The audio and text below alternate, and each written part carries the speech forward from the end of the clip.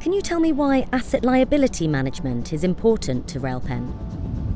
Well, ultimately, the benefits we promise to our members are our liabilities.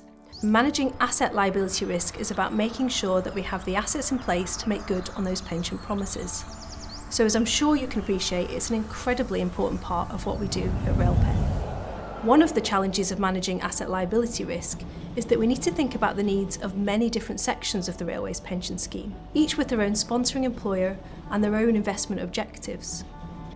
Can you provide some practical examples of how Railpen effectively manages asset liability risk? Certainly, a key metric we look at is what could happen to the pension scheme if market conditions are really extreme. What would happen if we have a 1 year in 20 event, like another global financial crisis of the kind that we saw in 2008?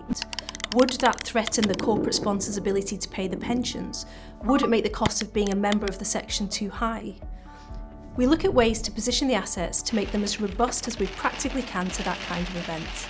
We've actually spent 2 years developing our own in-house tools that, in our view, are better able to reflect the uniqueness of the Railway's pension scheme. The launch of our new internal asset liability management tool elevated our ability to develop bespoke and robust investment strategies. It enabled us to offer improved investment advice and client management capabilities.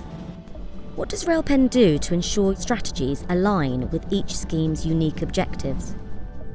The tools are good, but they're just a part of developing an investment strategy.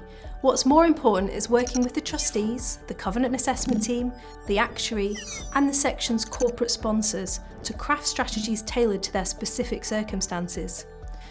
We analyse their need for growth, financial commitments, risk tolerance, and their long-term goals to develop a personalised risk management plan.